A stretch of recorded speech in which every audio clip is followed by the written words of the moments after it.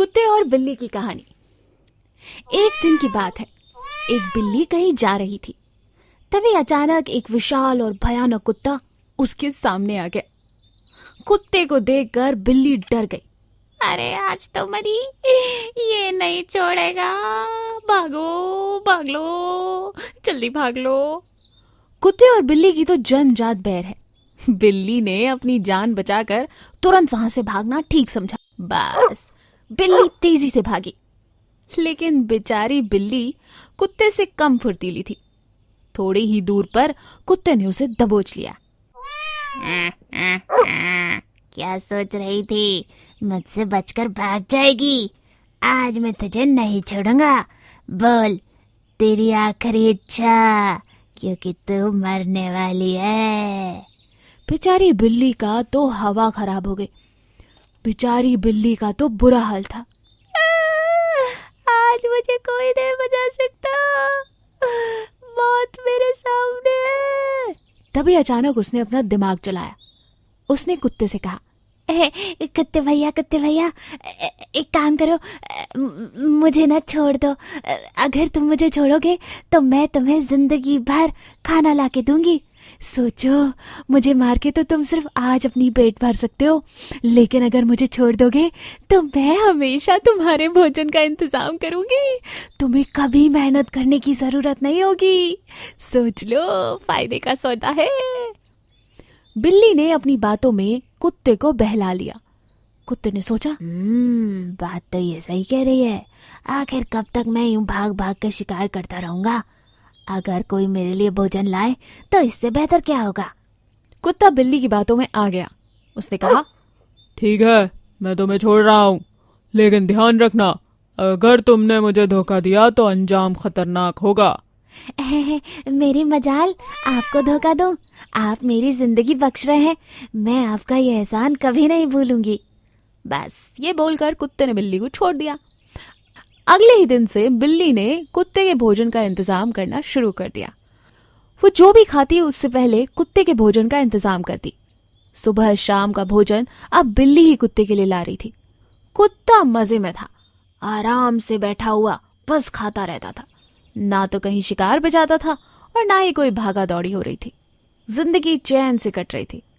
कुछ महीने यूं ही बीत गए। एक दिन कुत्ता बिल्ली के आने का इंतजार कर रहा था। बिल्ली आई नहीं। कुत्ता भूख के मारे तिलमिला उठा। कहाँ चली गई ये? आज तो मैं इसे छोड़ूंगा नहीं। मेरा भोजन लाने का समय हो गया है और ये गायब है। अभी ढूंढ के बताता हूँ ये कहाँ गई। ये सोचकर कुत्ता निकल जाता है बिल्ली की तलाश में। थोड़ी ही दूर 4-5 गली छोड़कर उसे बिल्ली नजर आती है, जो आराम से भोजन कर रही थी। उसको देखकर कुत्ते को बहुत गुस्सा आती है।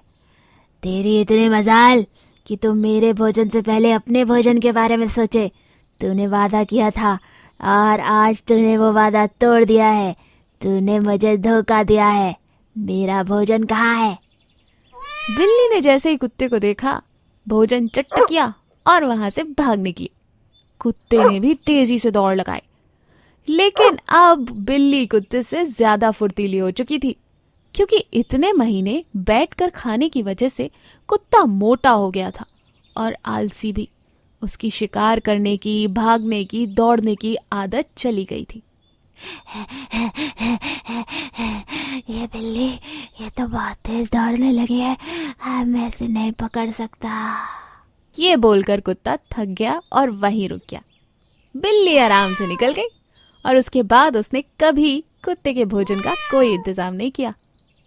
तो देखा आपने, ज्यादा दिन किसी और पर निर्भर रहना कितना हानिकारक है। हमें अपनी जरूरत की चीजें और अपने भोजन का इंतजाम खुद करना चाहिए। ऐसे ही और अमेजिंग कहानियों के लिए हमारे चैनल को लाइक और सब्सक्राइब करना ना भूलें। Thank you. बाघ का लालच। बहुत समय पहले की बात है। हिमालय के जंगलों में एक जंगली मादा सूअर थी। वो अपने बच्चों के साथ खुशी से रहती थी। एक दिन जब वो जंगल में अपने बच्चों के लिए भोजन के लिए खोज रही थी, उसने एक झाड़ी के पास एक रोते हुए बाघ का शावक देखा, यानी बाघ का छोटा बच्चा। बच्चे की माँ का कहीं निशान नहीं मिल रहा था। उसने सोचा, लगता है बाघिन को किसी शिकारी ने मार दिया है। माँ सूअर को शेर के छोटे बच्चे को देखकर दया आ गई। उसने सोचा, मैं कैसे ऐसी हालत में इस छोटे से बच्चे को छोड़ सकती हूँ? आखिर मैं एक माँ हूँ। मेरे जाने के बाद इस छोटे बच्चे को कोई पक्का खा जाएगा। माँ सूअर ने उस शेर के बच्चे को भी अपने पास ही रख लिया और उसकी देखभाल शुरू कर दी। और बाघ का बच्चा भी सूअर के परिवार का सदस्य बन गया। बाघ का छोटा बच्चा और सूअर के बच्चे एक साथ खेलते, एक साथ घूमने जाते, एक साथ ही सो जाते। दिन बीतते गए। एक दिन माँ सूअर की मौत हो गई। तब तक शेर का बच्चा पूरी तरह से विकसित हो चुका था और एक बड़ा शेर बन चुका था। और सूअर के बच्चे भी काफी बड़े हो गए थे और काफी मोटे ताजे भी थे। बाघ की आदत है कि वो मांस पर ही जीवित रहता है। मांस खाने की यही गहरी इच्छा उस शेर के मन में भी धीरे धीरे उत्पन्न होने लगी। वो सूअरों के मांस को खाने के लिए बहुत लालची था। क्योंकि वो सूअरों के साथ रहता था तो सीधा हमला करने से वो बदनाम हो सकता था। इसलिए उसने एक योजना बनाई। एक दिन बाघ ने सूअरों में से एक से कहा, भाई, कल रात मैंने एक सपना देखा। मेरे सपने में मैंने देखा कि मैं तुम्हें खा रहा था। मुझे इस सपने का अनादर नहीं करना चाहिए क्योंकि ये एक पाप है। इसलिए मैंने आपको मारने और आपका मांस खाने का फैसला किया है। मैं आपको मारने के पहले अगर आपकी आखिरी इच्छा हो तो वो पूरा करना चाहता हूँ। सूअर अपनी पूरी कोशिश करके बाघ को समझाते हैं कि ये सिर्फ एक सपना है और इसका वास्तविकता के साथ कोई लेना देना नहीं। लेकिन बाघ नहीं मानता।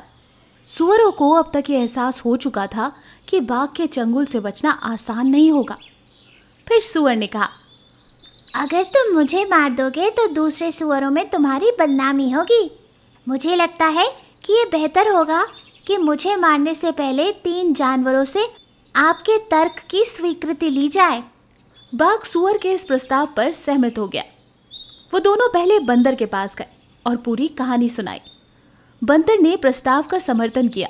फिर उन दोनों को एक मुर्गी मिली। उसने भी बाघ का ही समर्थन किया। बाघ बहुत खुश था, लेकिन सूअर बेचारा बहुत परेशान था।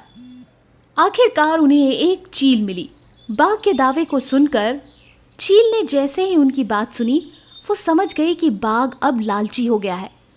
वो बस सूअर का मांस खाना चाहता है, इसलिए उसने ये सब साजिश की है। ये सोचकर चील ने कहा, ये एक बहुत ही जटिल मामला है। मैं आपको सही न्याय के लिए राजा के पास जाने की सलाह दूंगी। उसने उन्हें यह भी सूचित किया कि वो मामले की सुनवाई के समय राजा के दरबार में उपस्थित रहेगा। बाघ और सूअर अदालत में राजा के समक्ष पेश हुए और पूरा मामला उन्हें बताया। सूअर ने राजा को एक गवाह पेश करने के लिए कहा और फिर राजा ने उन्हें थोड़ी देर के लिए प्रतीक्षा करने के लिए कहा और खुद शाही काम में लग गए। तभी अचानक चील राजा के दरबार में जमीन पर गिर गया और पूरी हर्ष और उल्लास से नृत्य करने लगा। यह देखकर राजा को बहुत क्रोध आया। उन्होंने अदालत में दुर्व्यवहार करने के लिए चील को चेतावनी दी। चील ने राजा से प्रार्थना की कि उसे अपने व्यवहार के लिए माफ किया जाए। मेरे प्रभु, मुझे माफ कीजिए। मैं अदालत की छत पर इंतजार करते करते सो गया था। चील ने बहुत डरते डरते कहा, उस समय मैंने एक सपना देखा, लेकिन मुझे इसे बयान करने में बहुत डर लग रहा है। राजा को बहुत गुस्सा आया। उसने आज्ञा दी कि तुम तुरंत अपना सपना बताओ। राजा साहब, मेरे सपने में मैंने देखा कि मैंने एक राजकुमारी से शादी की थी। ये कहकर चील ने राजा से कहा, अब क्योंकि मैंने ये बात सपने में देख ही ली है, तो कृपया कर किसी भी राजकुमारी से मेरी शादी कराकर मुझे और मेरे सपने को पूरा कीजिए। राजा बहुत क्रोधित हो गया। उसने तुरंत गुस्से में कहा, ये अदालत है, इधर मजाक बनाने के लिए नहीं और ऐसे फालतू नियमों और इच्छाओं के लिए भी नहीं आया जाएगा। ये एक सपने के आधार पर किसी प्रस्ताव को रखना उचित नहीं। एक सपना है और वास्तविकता का उसके साथ कोई लेना देना नहीं। मौका पाते ही चील ने तुरंत राजा से कहा, अगर ये सच है तो फिर कैसे बाघ अपने सपने के बल पर बेचारे सूअर को मारकर उसका मांस खाने की बात कर रहा है? राजा चील की दलील सुनकर एकदम निशब्द रह गए। बात बिल्कुल सही थी। सपने के आधार पर किसी की जिंदगी खत्म कर देना ये वाकई उचित नहीं था। राजा ने अपना आखिरी न्याय सुनाया।